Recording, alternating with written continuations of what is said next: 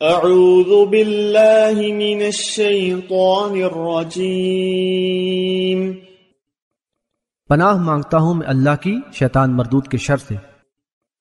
بسم اللہ الرحمن الرحیم،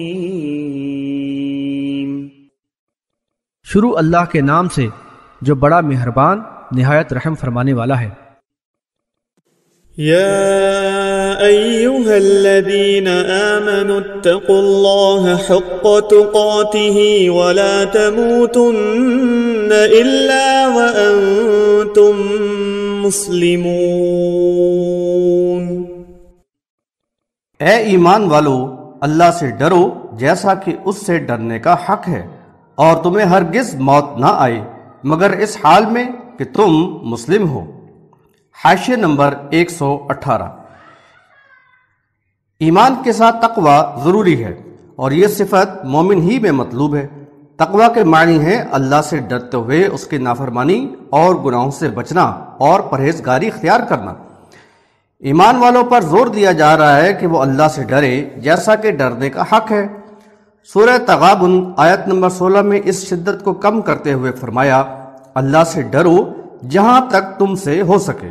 دراصل اللہ کے عذاب کا خوف اور یوم حساب پیشی کا احساس مومن کو فسق و فجور سے بچاتا اور عمل صالح کی طرف راغب کرتا ہے۔ اس احساس کی موجودگی میں دنیا کی دل فریبی اور شیطانی ترغیبات بڑی حد تک غیر مؤثر ہو جاتی ہیں، اور اللہ کی رضا کے لیے ایمان سے محبت اور اس کے تقاضوں کو پورا کرنا زندگی کے تمام معاملات سے زیادہ اہم ہو جاتا ہے۔ پھر نہ تو مال و اولاد کی محبت اس کے تقاضے پورے کرنے اور اس راہ میں آگے بڑھنے سے روکتی ہے، اور نہ معاشرے اور خاندان کا دباؤ، اور نہ ہی دنیاوی کاروبار کی مصروفیات۔ یہی ایمان و تقوی کا ہدف ہے جو ایک مومن سے مطلوب ہے۔ حاشیہ نمبر 119۔ یہاں ساری زندگی مسلم رہنے یعنی اللہ تعالیٰ کی پوری طرح اطاعت و فرما برداری کرتے ہوئے زندگی گزارنے کا حکم دیا گیا ہے۔ دراصل تقوی کی صفت کا حامل مومن جنت کی دائمی نعمتوں ہی کا آرزومند ہوتا ہے، اور جنت کا حصول اس کی نظر میں حقیقی کامیابی ہوتی ہے، لہذا اس کے لیے سعی و جہد اس کی اولین ترجیح ہوتی ہے۔ چنانچہ اللہ تعالیٰ کی اطاعت و فرما برداری اور رسول اللہ صلی اللہ علیہ وسلم کی سنت کی پیروی یعنی کتاب اللہ کی ہدایت اور رسول اللہ صلی اللہ علیہ وسلم کی تعلیمات پر پوری طرح عمل پیرا ہونا ہی اس کی زندگی کا لائق عمل قرار پاتا ہے۔ پھر ہر قسم کے لغو سے اعراض، فرائض کی پابندی، منکرات و منہیات سے اجتناب، اور اللہ اور رسول کے احکامات کی بجا آوری میں حرام و حلال اور دیگر تمام حدود و قیود کو اپنے زندگی میں نافذ کرتے ہوئے پوری زندگی اللہ کا مطیع فرما مسلم بن کر رہنا اس کے لیے لازم ہو جاتا ہے۔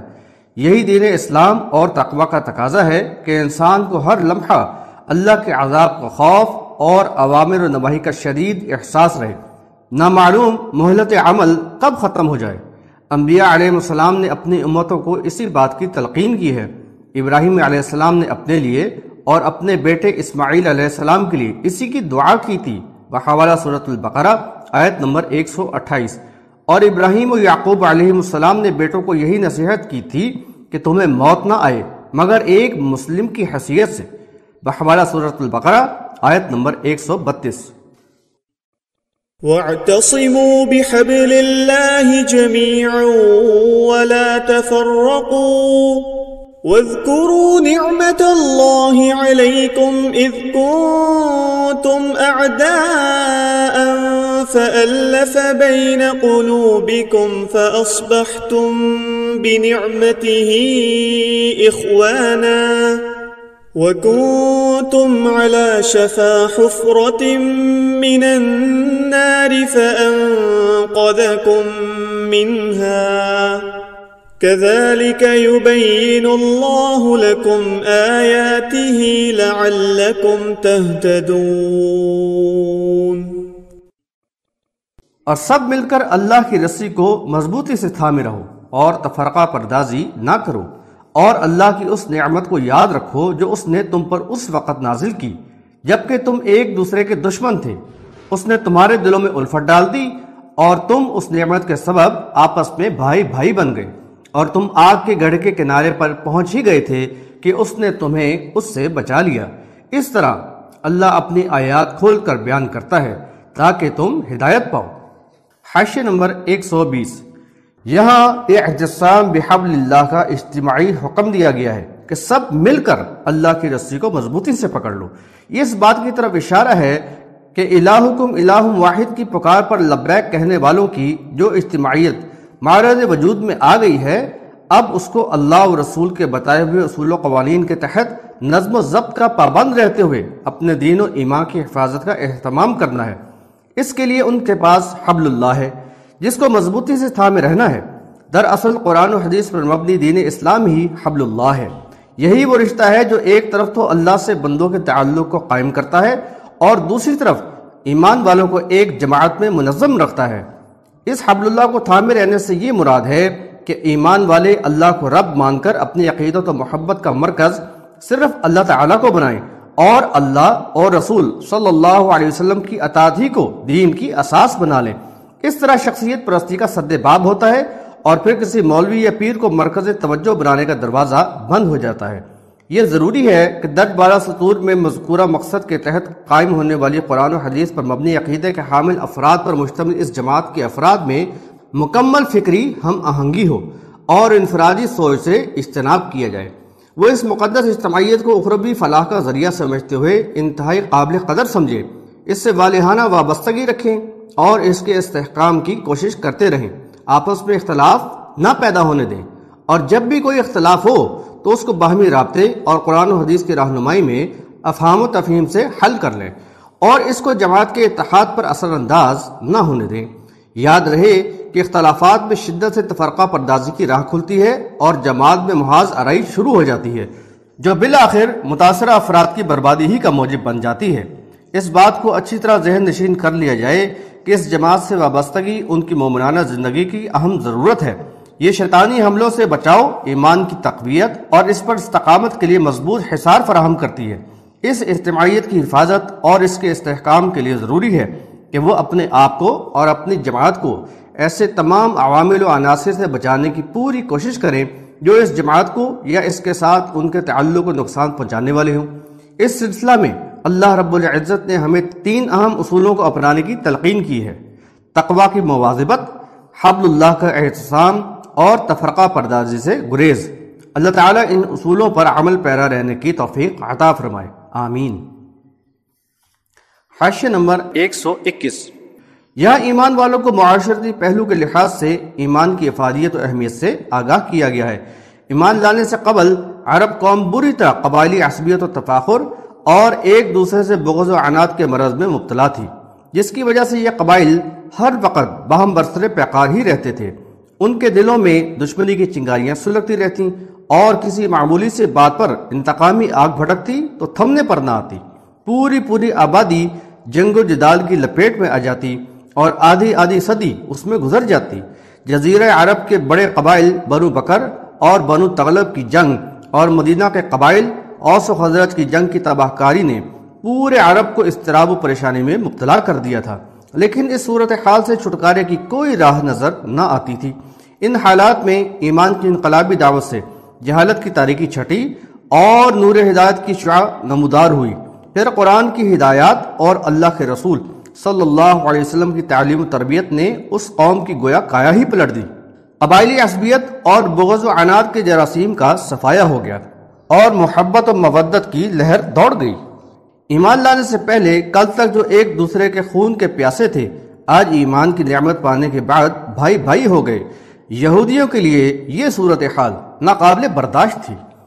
ان کے دلوں میں بغض و حسد کی آگ بھڑک اٹھی، لہذا پوری منصوبہ بندی کے ساتھ انہوں نے جنگ بیعاص کے قصے اور رضیہ اشعار سنا کر اوس و خزرج پہ پھر سے پھوٹ ڈالنے اور ان کو لڑانے کی کوشش کی، اور وہ کامیاب ہو بھی جاتے، لیکن رسول اللہ صلی اللہ علیہ وسلم نے عین وقت پر آ کر معاملے کو سنبھال لیا، ان کو اللہ سے ڈرایا، نعمت ایمانی کی قدر و منزلت کا احساس دلایا، اور اس طرح یہ فتنہ رفع دفع ہو گیا۔ حاشیہ نمبر 122، اس آیت میں بھی اسی پس منظر کے لحاظ سے ایمان والوں کو اس بات کی یاد دہانی کی جا رہی ہے کہ دور جاہلیت میں قبائلی دشمنی نے انہیں من حیث القوم ہلاکت کے قریب پہنچا دیا تھا اور اس سے بچنے کی کوئی راہ نظر نہ آتی تھی، اور پھر اس کے بعد آگ کا دائمی گڑھا ان کے لیے تیار تھا۔ لیکن اللہ رب العزت نے ان کو ایمان کی نعمت عطا کر کے اس گڑھے میں گرنے سے بچا لیا۔ یہ اللہ تعالیٰ کا فضل و کرم ہے۔ اب ان پر لازم ہے کہ اس نعمت عظمیٰ کی قدر کریں اور رب کریم کی شکر گزاری کرتے رہیں۔ وَلْتَكُن مِّنكُمْ أُمَّةٌ يَدْعُونَ إِلَى الْخَيْرِ وَيَأْمُرُونَ بِالْمَعْرُوفِ وَيَنْهَوْنَ عَنِ الْمُنكَرِ وَأُولَئِكَ هُمُ الْمُفْلِحُونَ۔ اور تم میں ایک جماعت ہونی چاہیے جو خیر کی طرف بلائے، پسندیدہ باتوں کا حکم دے اور بری باتوں سے روکے، اور یہی لوگ فلاح پانے والے ہیں۔ حاشیہ نمبر 123۔ صحابہ کرام رضی اللہ عنہم کو اگلے رکوع میں خیر امت یعنی بہترین گروہ کہا گیا ہے، اور ان پر عائد ذمہ داری کا ذکر کیا گیا ہے جو ان کو اس امتیازی منصب کا اہل بنائے، اور یہاں اس کا تاکیدی حکم دیا گیا ہے۔ یہ ذمہ داری ایمان باللہ کے بعد دعوت الی الخیر، امر بالمعروف اور نہی عن المنکر کی ہے۔ دعوت الی الخیر کے معنی ہیں لوگوں کو نیکی اور بھلائی کی طرف بلانا اور عمل صالح کی ترغیب دینا۔ امر بالمعروف و نہی عن المنکر کا بھی یہی مطلب ہے کہ نیک کام کا حکم دینا اور برائی سے روکنا۔ یہ بات یاد رہے کہ خیر و شر اور بھلائی و برائی کا اصل معیار تو کتاب اللہ ہی ہے، اور نیکی و بھلائی کی اساس اللہ تعالیٰ کی وحدانیت کا عقیدہ اور صرف ایک اللہ کی عبادت ہے۔ لہذا دعوت الی اللہ دعوت الی الخیر ہے، یعنی خالص اللہ کی بندگی کی دعوت دینا۔ ہر نبی علیہ السلام نے اپنے قوم میں اصلاحی مشن کا آغاز اسی کام سے کیا، لوگوں کو ایک اللہ کی بندگی کی دعوت دی اور شرک سے باز رہنے کی تلقین کی ہے، کیونکہ شرک تمام برائیوں کی جڑ ہے، اور ایمان میں شرک کی آمیزش کے ساتھ کوئی بھی عمل اللہ کی بارگاہ میں قبول نہیں ہوتا۔ لہذا ہر مصلح اپنے کام کی ابتدا ایمان کی دعوت سے ہی کرے گا، اور جو لوگ اس دعوت کو قبول کریں ان کی انفرادی اور معاشرتی اصلاح اللہ تعالیٰ کے احکامات کی روشنی میں کی جائے گی، انہیں عمل صالح کی تلقین کی جائے گی، اور اعمال قبیحہ، بے حیائی، عریانی و فحاشی اور دیگر برے اعمال سے پاک کیا جائے گا۔ اس آیت میں ایمان والوں پر زور دیا گیا ہے کہ ان میں ایسے لوگ ایک جماعت کی شکل میں ضرور بالضرور ہونے چاہیے جو اس ذمہ داری کو پورا کریں۔ اس اہم کام کو سر انجام دینے والوں ہی سے فلاح یابی کا وعدہ کیا گیا ہے۔ ان میں اللہ کے فضل و کرم سے وہ بھی شامل ہوں گے جو اس کام میں ان کی معاونت کرنے والے اور ہر طرح ساتھ دینے والے ہوں۔ یہاں یہ بات قابل ذکر ہے کہ امر بالمعروف اور نہی عن المنکر معاشرے کی اہم ترین ضرورت ہے، اور قوم کو بے راہ ربی، بگاڑ و زوال، کفر و شرک، بد اعمالیوں اور فسق و فجور سے روکنے کے لیے یہ ناگزیر ہے۔ پچھلی قوموں کے بگاڑ کی وجہ یہی رہی ہے کہ علماء و مشائخ اور با اثر افراد نے مفاد پرستی کا شکار ہو کر اس ذمہ داری کو ترک کر دیا، جس کے نتیجے میں خود بھی گمراہ ہوئے اور قوم بھی گمراہی کا شکار ہو گئی۔ اللہ تعالیٰ نے داؤد علیہ السلام اور عیسیٰ علیہ السلام کی زبانی یہودیوں پر لعنت کروائی، کیونکہ وہ نافرمان ہو گئے تھے اور ایک دوسرے کو برے کاموں سے نہ روکتے تھے۔ بحوارہ سورۃ المائدہ آیات نمبر 78 اور 79۔ سورہ اعراف آیت نمبر 165 میں ہے کہ سب کے قانون کی خلاف ورزی پر قوم یہود پر اللہ کا عذاب آیا، ان کو بندر بنا دیا گیا۔ البتہ جو صالح افراد لوگوں کو اللہ کی نافرمانی سے منع کرتے تھے، اللہ تعالیٰ نے ان کو عذاب سے بچا لیا۔ آیت کے الفاظ ہیں انجینا الذین ینہون عن السوء واخذنا الذین ظلموا بعذاب بئیس بما كانوا یفسقون۔ ترجمہ یعنی ہم نے برائی سے روکنے والوں کو تو بچا لیا اور ظالموں کو ان کی نافرمانی کے سبب شدید عذاب میں پکڑ لیا۔ صحیح مسلم کی کتاب الایمان میں اس پر باب باندھا گیا ہے کہ امر بالمعروف و نہی عن المنکر واجب ہیں، اور اس کے تحت ابو سعید خدری رضی اللہ عنہ سے روایت آئی ہے کہ رسول اللہ صلی اللہ علیہ وسلم نے فرمایا کہ تم میں جو منکر یعنی برائی کو دیکھے تو اس کو ہاتھ سے روکے، اگر یہ نہ کر سکے تو زبان سے منع کرے، اور اگر یہ بھی نہ کر سکے تو دل میں برا جانے، اور یہ ایمان کا کم ترین درجہ ہے۔ اس سلسلے میں صحیح بخاری میں بھی نعمان بن بشیر رضی اللہ عنہ سے روایت آئی ہے کہ حدود اللہ پر قائم رہنے والوں اور ان میں مبتلا ہونے والوں کی مثال اس قوم کی سی ہے جس نے جہاز میں قرعہ اندازی کر کے اپنے حصے تقسیم کر لیے، بعض کے حصے میں بالائی حصہ آیا اور بعض کے حصے میں نیچے کا حصہ آیا۔ نیچے والے پانی لینے کے لیے اوپر والوں سے گزرتے، انہوں نے کہا کہ اگر ہم اپنے حصہ میں شگاف پیدا کر لیں تو اوپر والوں کو تکلیف نہ ہوگی۔ اب اگر لوگ ان کو چھوڑ دیں کہ وہ اپنے ارادے پر عمل کر لیں تو وہ سبھی ہلاک ہو جائیں گے، اور اگر ان کا ہاتھ پکڑ کر روک دیں تو وہ خود بھی غرق ہونے سے بچ جائیں گے اور کشتی میں سوار باقی لوگ بھی بچ جائیں گے۔ بحوالہ بخاری کتاب الشرکہ باب هل يقرع فی القسمت والاستہام فیہ۔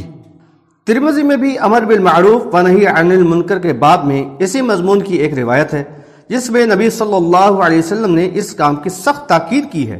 درج بالا سطور کے خلاصے کے طور پر یہ کہنا مناسب ہوگا کہ جب امت کے علماء اور اکابر جو اصلاح معاشرہ کے کام کے ذمہ دار ہیں وہ خود دنیا پرستی کا شکار ہو کر گمراہی میں مبتلا ہو جائیں اور لوگوں کو بھی گمراہ کرنے میں لگ جائیں، اس وقت کتاب اللہ اور سنت رسول اللہ صلی اللہ علیہ وسلم پر عمل پیرا اور فکر آخرت رکھنے والوں کی یہ ذمہ داری ہوگی کہ وہ خاموش تماشائی بنے رہنے کی بجائے اللہ پر توکل کر کے دعوت حق کے ذریعے اصلاحی مشن لے کر اٹھیں اور کتاب اللہ اور سنت رسول صلی اللہ علیہ وسلم کی روشنی میں امر بالمعروف اور نہی عن المنکر کا فریضہ سر انجام دیں۔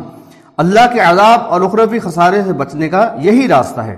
سورہ عصر اور سورہ لقمان میں بھی اس کی نصیحت کی گئی ہے۔